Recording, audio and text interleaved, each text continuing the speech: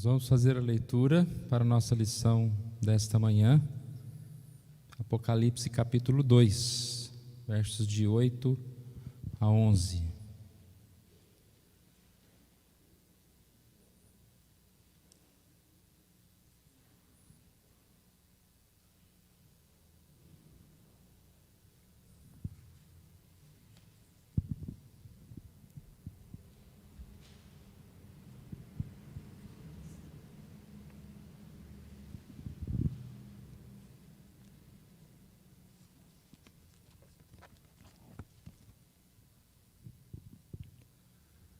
Vou ler, os irmãos queiram acompanhar, Apocalipse capítulo 2, versos de 8 a 11. Ao anjo da igreja em Esmirna escreve: Estas coisas diz o primeiro e o último, que esteve morto e tornou a viver. Conheço a tua tribulação e a tua pobreza, mas tu és rico, e a blasfêmia dos que a si mesmos se declaram judeus e não são, sendo antes sinagoga de Satanás. Não temas as coisas que tens de sofrer. Eis que o diabo está para lançar em prisão alguns dentre vós, para serdes postos à prova. Tereis tribulação de 10 dias. Sê fiel até a morte, e dar-te-ei a coroa da vida. Quem tem ouvidos, ouça o que o Espírito diz às igrejas. O vencedor de nenhum modo sofrerá dano da segunda morte.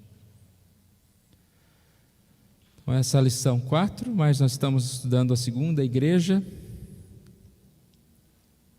Esmirna, uma igreja que não recebe nenhuma repreensão, reprovação, recebe estímulo à perseverança. Uma igreja que passava por sofrimentos, dificuldades financeiras, dificuldades físicas, prisões, principalmente por causa do Evangelho. E aí a gente percebe então que é uma lição muito oportuna em relação à questão da perseverança em meio ao sofrimento, que é um tema que nós temos repetido algumas vezes. Primeiro ponto é como Cristo se apresenta. Versículo 1, estas coisas diz o primeiro e o último, que esteve morto e tornou a viver. Nós percebemos aqui que Cristo vai se apresentando em cada uma das igrejas de uma forma diferente. Em Éfeso ele se apresentou como aquele que conserva na mão direita as 7 estrelas, que anda no meio dos 7 candeeiros de ouro. E agora ele se apresenta como aquele que é o princípio, o fim, que esteve morto e tornou a viver. Já aqui nessa introdução, nós percebemos que Cristo se apresenta como alguém que sofreu, como alguém que passou por dificuldades, como aquela igreja estava passando. Então é sempre aquela ideia de empatia, de eu mostrar que eu também passei por dificuldades. E principalmente a ideia de propósito, porque eu não simplesmente passei por dificuldades e sofrimentos sem uma causa. Uma coisa é você sofrer sem motivo, outra coisa é você sofrer com uma causa. E a causa aqui era o Evangelho, era um anúncio. Então, da mesma forma que Cristo sofreu para cumprir uma missão, eles também estavam e deveriam passar por sofrimentos para cumprir uma missão. A mensagem que Cristo quer deixar para eles é que do mesmo jeito que eu passei por sofrimento, vocês passaram, e do mesmo jeito que eu venci o sofrimento, vocês também vão vencer esse sofrimento. Então, como diz aqui a lição, esta é uma apresentação apropriada e encorajadora para uma igreja que está sendo avisada que enfrentaria tribulação. Ela está sofrendo tribulação e vai ser avisada que vai sofrer mais tribulação.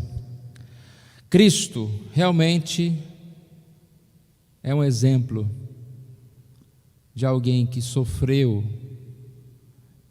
Ele se esvaziou do seu poder, da sua grandeza. Ele se sujeitou a viver nesse mundo.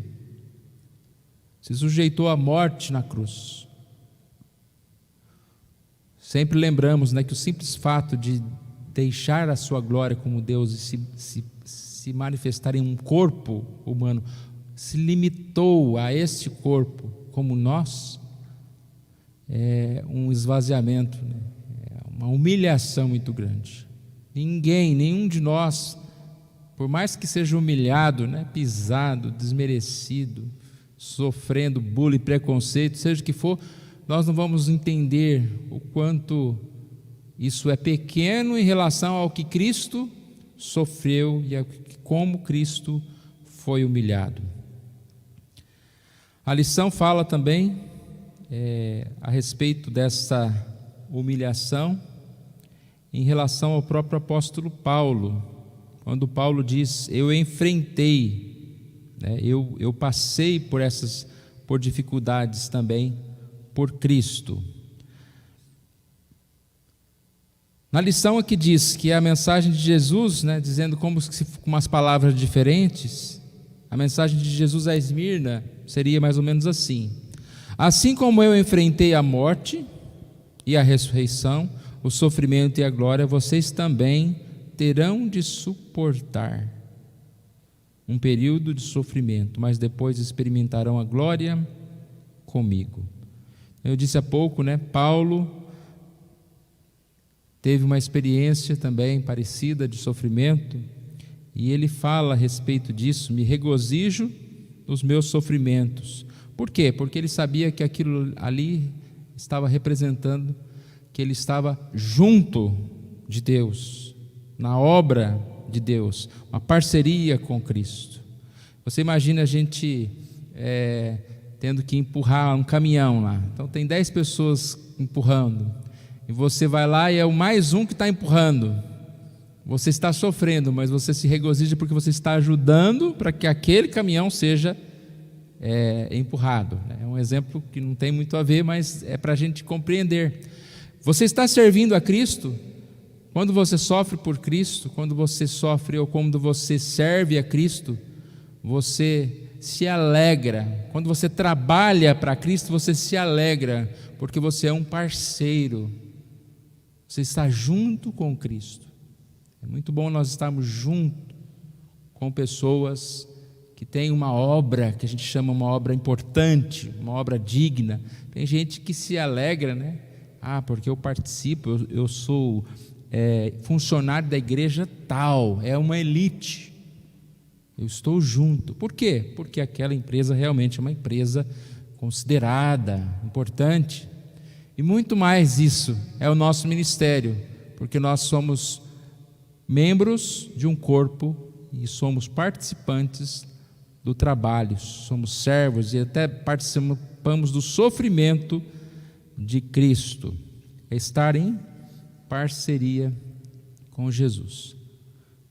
Essa igreja de Esmirna, então, ela não sofre sem motivo, mas ela sofre por estar participando do sofrimento de Cristo. E quando a gente ouve essa questão de eu também sofri, às vezes é algo impessoal, né? Você sofreu e eu sofri, mas mais do que isso, Cristo não está falando: olha, eu sofri, vocês vão sofrer.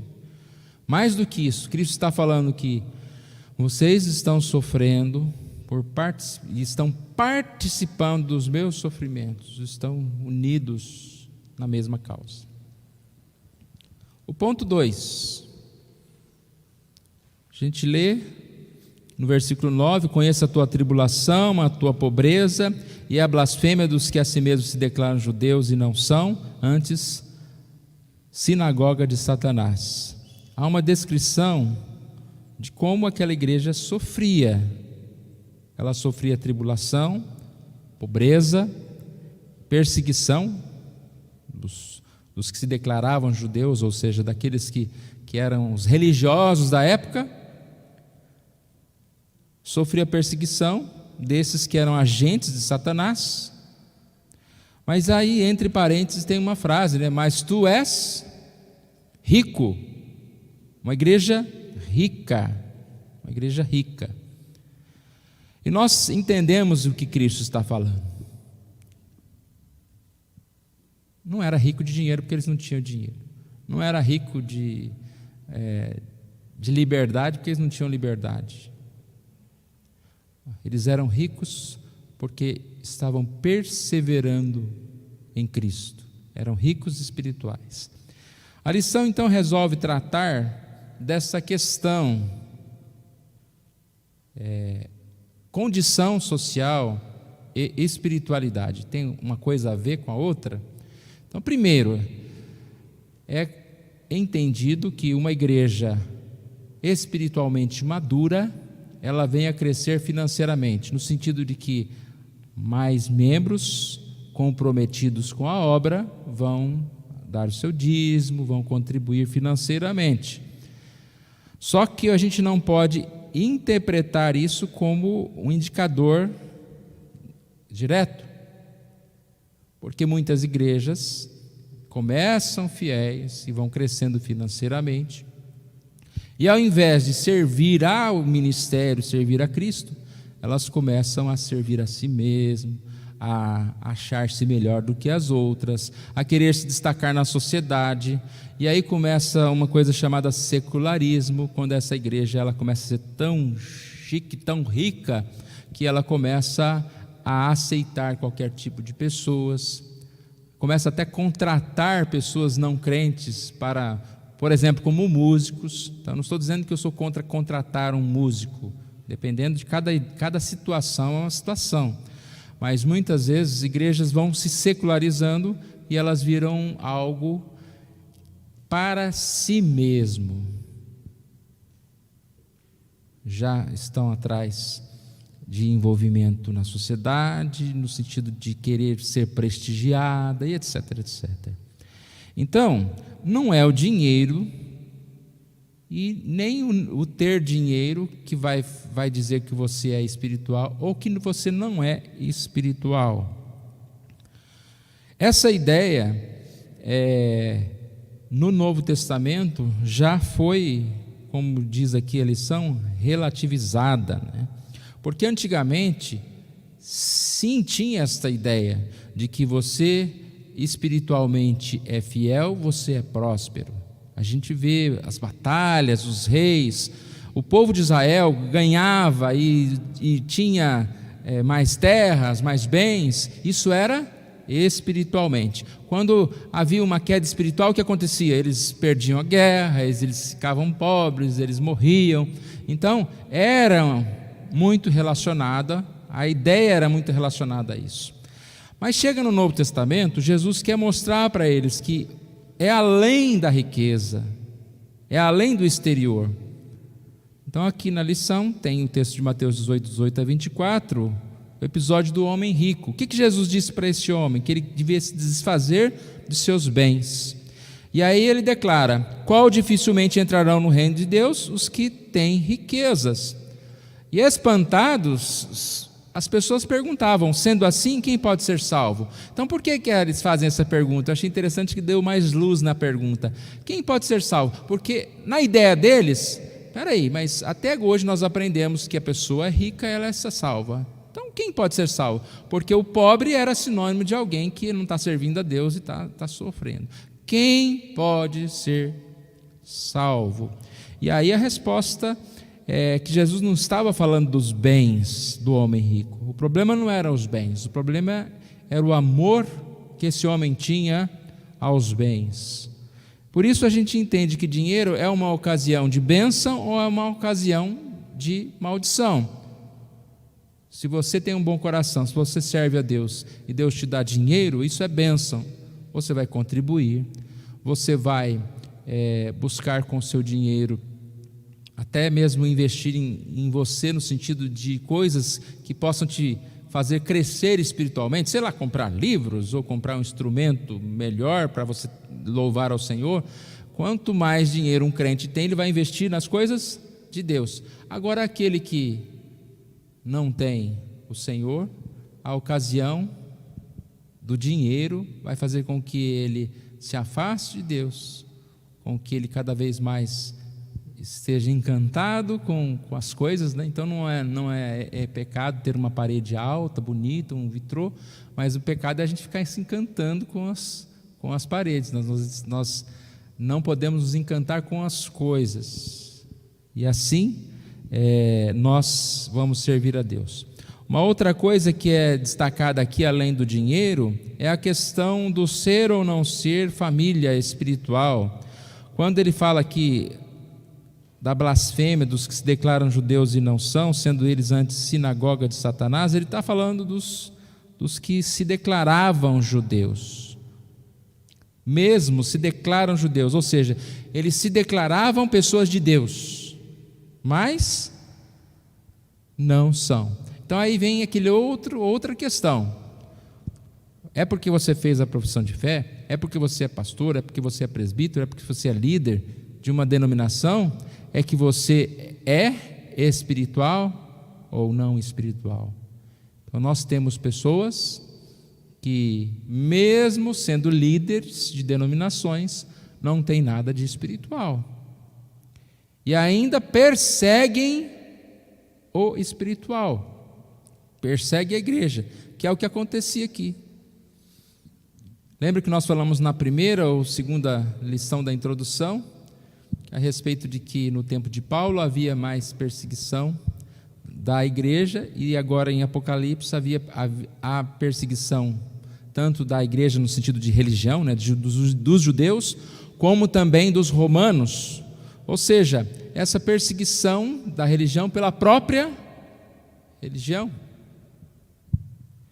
E aí a gente percebe que a verdadeira identidade não se deriva da origem biológica, mas ela é espiritual. E quem é chamado de verdadeiro povo de Deus? Esmirna. Quem é chamado de verdadeiro povo de Deus? A igreja do Senhor. Aqueles que confessam o seu nome, aqueles que creem em Jesus, aqueles que participam do sangue, do cálice, do pão, e fazem isso espiritualmente. Os adoradores adoram em espírito e em verdade. Não é no monte, não é na catedral, não necessariamente a denominação em si. Nós falamos da igreja presbiteriana, né? Mas o Senhor está na igreja que é fiel.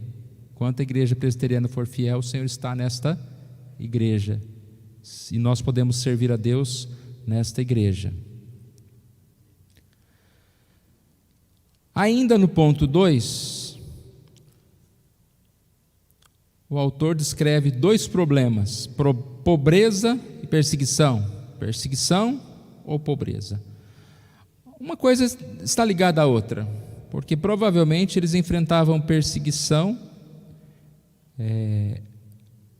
perdendo seus empregos, perdendo questões financeiras, por não se submeterem à religião lá do império, e também por estarem sendo perseguidos pelos judeus. E aí vem a pobreza. Já falamos bastante sobre isso, né? Rico e pobre, se é isso que vai destacar que é espiritual ou não. Então é claro que não. Também não é uma apologia à pobreza, então você tem que ser pobre para que você seja espiritual. Mas no caso aqui, Esmirna era pobre, mas era fiel. Ou seja, ninguém pode julgar por causa da pobreza. E por que eles eram pobres? Exatamente por serem fiéis. Aqui diz na lição, pobreza e perseguição podem vir como resultado justamente de uma vida de compromisso com Deus. Afinal, se o mundo odeia Cristo, odiará também a igreja fiel. Então, essa perseguição política e religiosa sempre existiu, existe fortemente em alguns países, e existe no nosso país sim, de uma forma pequena, e às vezes parece que está aumentando, porque a gente vê nessa batalha política que antigamente não existia, essa polarização tão grande, quando você vê semanalmente, né, um falando contra o governo, o outro falando a favor do governo. No meio dessas coisas sempre aparece um lá falando contra a igreja, contra a religião. Eles sabem que não podem vir de uma vez, porque a igreja ela é grande no sentido de que vários também, né, tomam esse nome como se evangélicos, né, que está tudo misturado ali. Então é algo grande para eles começarem a falar. Mas existe sim.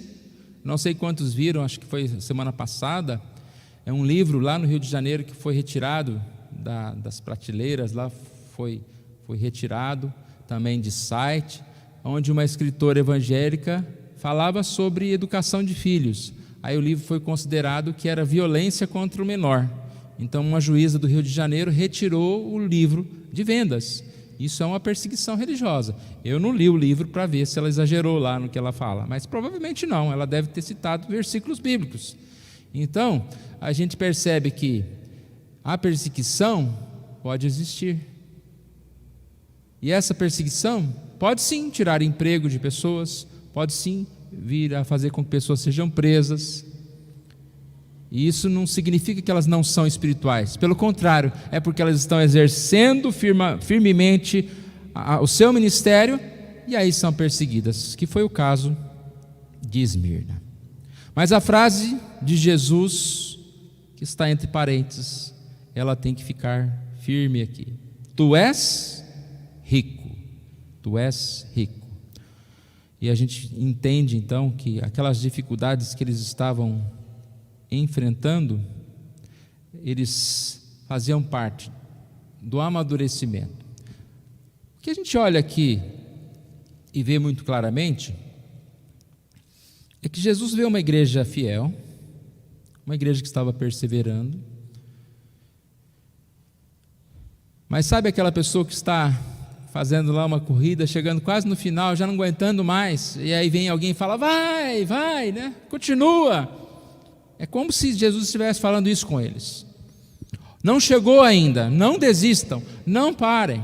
Porque, irmãos, é muito forte a tentação de você desistir. A gente não passou por esse tipo de perseguição, mas é muito forte a tentação de você falar, não tem nada não, então eu não vou falar mais. Agora na igreja não pode falar mais o tal versículo. Eu tiro tanto versículo para eu falar aqui. Não, se o mundo proibiu eu falar tal versículo, é esse versículo que eu tenho que falar, porque Deus não pode ser disciplinado ou, como chama, censurado pelo ímpio, pelo inimigo. E aqui ficou claro, são sinagoga de Satanás. Essas pessoas que levantam-se para falar contra Deus são sinagoga de Satanás. Não sei quantos viram também um vídeo de uma pessoa provavelmente está ligado a um site desses que rebatem política, um vídeo falando sobre um movimento que começou evangélico, como é que chama aquele negócio dos estádios lá que teve? Sumiu o nome. É uma coisa que teve ano passado, que reuniu em vários estádios, né? E eles começaram a falar, é um vídeo enorme, a pessoa falando contra aquele movimento, que é um movimento cristão. Só que aí eles estavam falando que aquilo lá era política, que aquilo lá era isso, que aquilo lá era uma forma de manipular os jovens, fazê-los de uma massa de manobra para pregar lá o evangelho. Ué, o que é isso? Então nem compensa a gente ficar vendo isso, né? Mas esse tipo de coisa aparece sim, é perseguição religiosa. E a gente percebe que assim como Esmirna, né, nós também passamos por dificuldades, são para nos testar, são para nos amadurecer, mas também para que a gente possa entender que nós estamos no caminho certo, nós estamos na nossa missão. 3. A coroa da vida.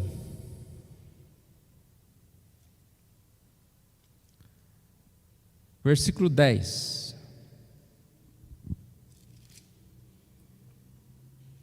Não temas as coisas que tens de sofrer. Eis que o diabo está para lançar em prisão alguns dentre vós, para ser dispostos à prova. E tereis tribulação de 10 dias. Ser fiel até a morte, e dar-te a coroa da vida. A lição fala que, como eu disse há pouco, a luta não havia terminado. Quando você recebe alguém, você quer a palavra de que não, agora vai acabar, né? Mas a palavra que ainda não terminou. Por um lado, isso é importante. Se você acha que está terminando, você vai baixar a guarda. Quando fala, não, fique firme, não terminou, você vai persistir. Mas a palavra aqui importante é o não temas. Não temas as coisas que tens de sofrer. É uma exortação de Deus que aparece constantemente na Bíblia. Não temas. Não se deixe levar pela ansiedade, pelo temor, mas confie. Filipenses 4, diz, não andeis ansiosos por coisa alguma, mas lance sobre Deus a sua ansiedade. Não temas. Tereis tribulação de 10 dias. Esses 10 dias provavelmente não são 10 dias literalmente. Nessa ideia de símbolos que existem no Apocalipse, é mais para um período determinado. Um período relativamente curto em relação ao que eles já passaram, mas um período de intensidade. É agora no final que vai ficar mais difícil. Mas não temas. A ideia de permissão de Deus. Deus permite que a sua igreja passe por aquelas dificuldades. O que ele diz? Não temas e seja fiel. Se mantenha fiel. E aí entra uma ideia de comparação, entre coroa do mundo e coroa da vida. Porque naquela época existiam essas coroas de louro, coroas no sentido de alguém que fazia uma prova e ganhava aquela coroa. O que acontece com uma coroa de louros? Aquelas folhinhas vão murchar, aquela coroa ela vai passar. Ao contrário, a promessa de Deus é dar-te-ei a coroa da vida. Ela não era de flores, mas da vida, ou seja, daquele vencedor que de nenhum modo sofrerá o dano da segunda morte. Não desista.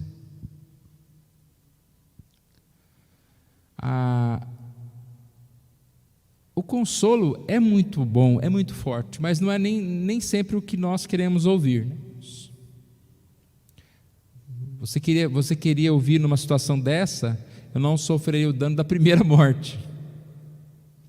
Mas o que está aqui, e provavelmente aconteceu, é que aquela igreja de Esmirna permaneceu fiel e muitos morreram por estar servindo o Evangelho. Mas a promessa é, dar-te-ei a coroa da vida. Não sofrerás o dano da segunda morte. Nós temos dificuldades sim de assimilar isso, irmãos. Mas essa é a maior promessa que nós poderíamos querer receber. Se alguém aqui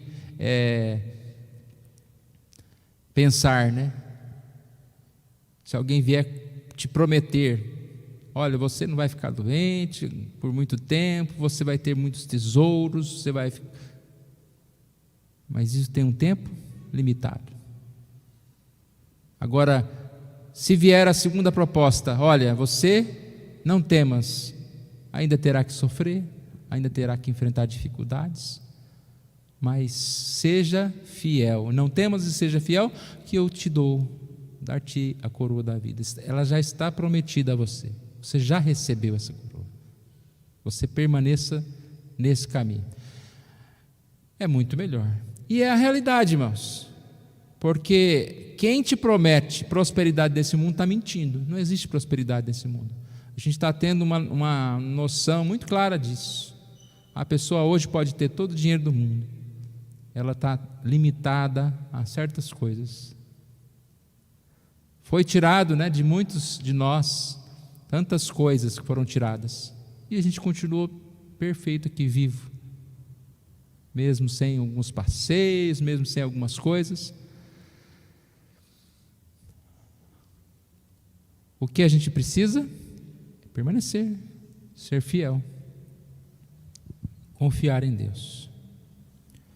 A conclusão da lição, ela diz que nós não temos tanto essa perseguição religiosa, como eu disse há pouco, mas podemos dizer sim que as perseguições que enfrentamos no Brasil, e aí essa revista foi escrita provavelmente antes do que nós estamos enfrentando hoje, as dificuldades com enfermidade, com vírus que nós enfrentamos hoje, isso também são provações que servem para nos fortalecer, nos amadurecer.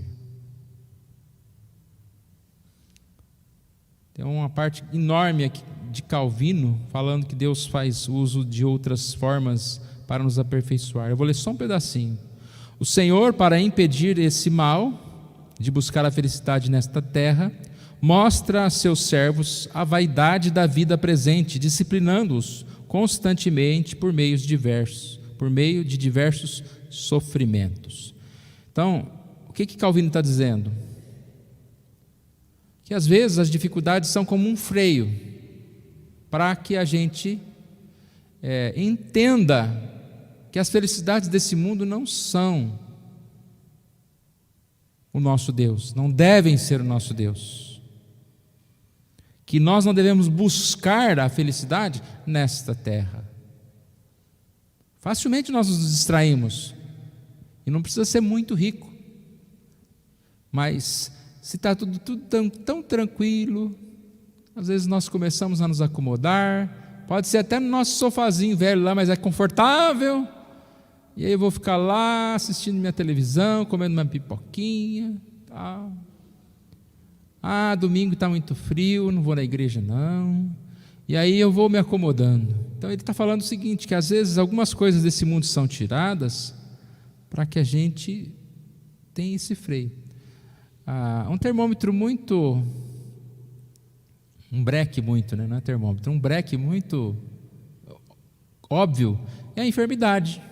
Quando você fica doente, eu digo que você fica bonzinho, né? Você pensa mais em Deus, você ora mais. Então a gente até precisa sim desses momentos, precisa de momentos que as coisas não estão bem, uma dificuldade financeira, um momento que a gente percebe que a gente nem precisava tanto de certas coisas, ou que a gente precisa depender mais de Deus, que não era, o dinheiro não vinha porque a gente trabalhava bem, mas porque é Deus que deu o emprego, Deus que deu a capacidade, e assim por diante. E aí ele cita vários exemplos. É complicado a gente dar exemplos, né? Porque cada um é cada um, cada exemplo é cada um. Eu achei até engraçado aqui, não quero criticar o Calvino, mas eu não sei qual era o contexto que ele disse isso. Mas ele diz aqui embaixo, né, você leu, né? Para que não abusem dos prazeres da vida conjugal, aí ele está falando dos maridos, dos homens, né? Que os atormentem, ou lhes dá mulheres rudes e ruins de cabeça, que os atormente, ou lhes dá filhos maus, que os humilham e os aflige, tirando do seu convívio mulher e filhos. Então, eu falei assim, é difícil a gente querer dar um exemplo para tudo, mas não vamos criticar aqui, porque quem sabe aconteceu um caso desse, alguém que dava tanto valor à mulher, que essa mulher que era linda, maravilhosa, se tornou uma praga na vida dele, né? E assim o casamento não foi mais aquela coisa, quebrou o encanto, para que ele pudesse entender que ele tem que adorar não é mulher, mas a Deus. Então, é um exemplo aqui, a gente não pode também nomear. Pode falar.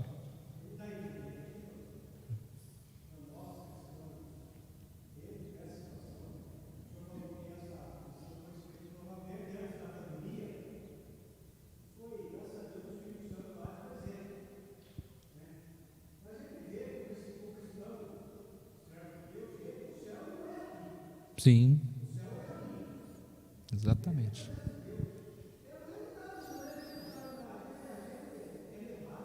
acomoda, parece que está tão bem, né? Minha casinha, minha igreja, vou para o serviço.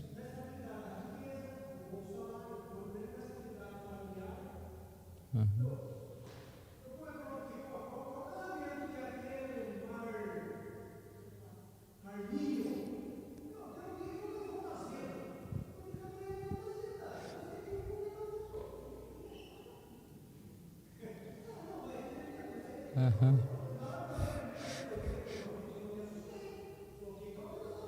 Então.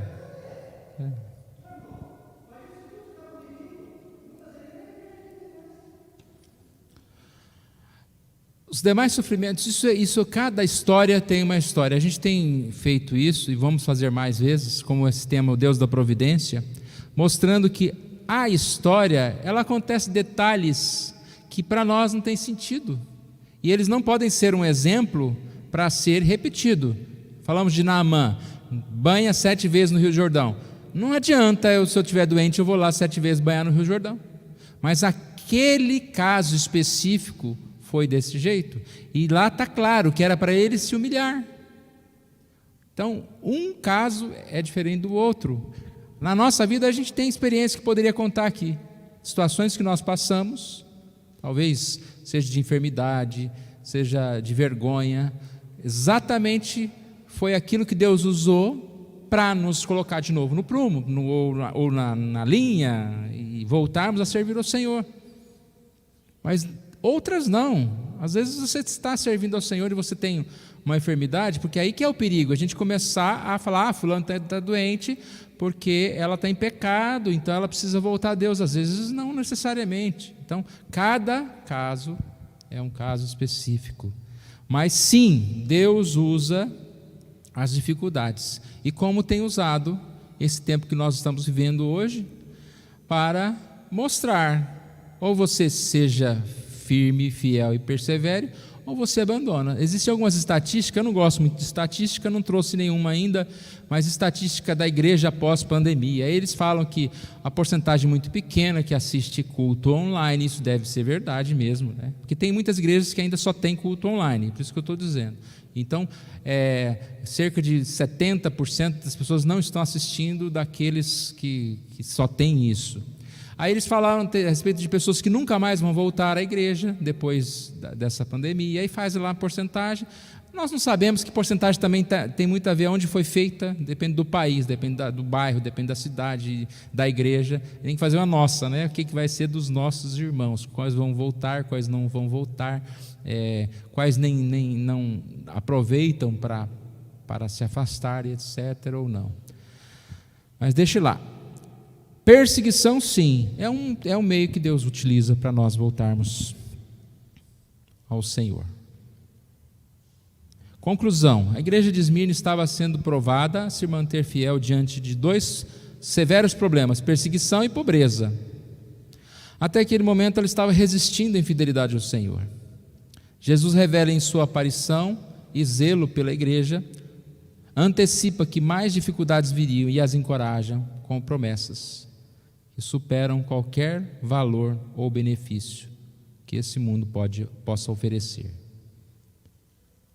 Então é isso, irmãos. Se nós enfrentamos dificuldades, nós não devemos entender que isso é uma oportunidade para a gente desistir, ou para a gente pecar, para a gente tentar pular etapa, né? Tem gente que é submetida a uma prova e ele tenta trapacear, ficar mais fácil. Não, vamos seguir do jeito que precisa ser seguido. E a promessa é grandiosa, a recompensa de Jesus é de dar-nos a coroa da vida. Vamos fazer mais uma oração? Obrigado, Senhor, nós te louvamos por esse momento, somos agradecidos a Ti, ó Deus, por mais um momento que podemos estudar esta lição. Que o Senhor Deus nos abençoe, que o Senhor Deus nos guarde, nos fortaleça, ó Pai, para que possamos crescer nos caminhos, no entendimento do Senhor, ó Pai. Obrigado, ó Pai, por esse momento, oramos em nome de Jesus. Amém.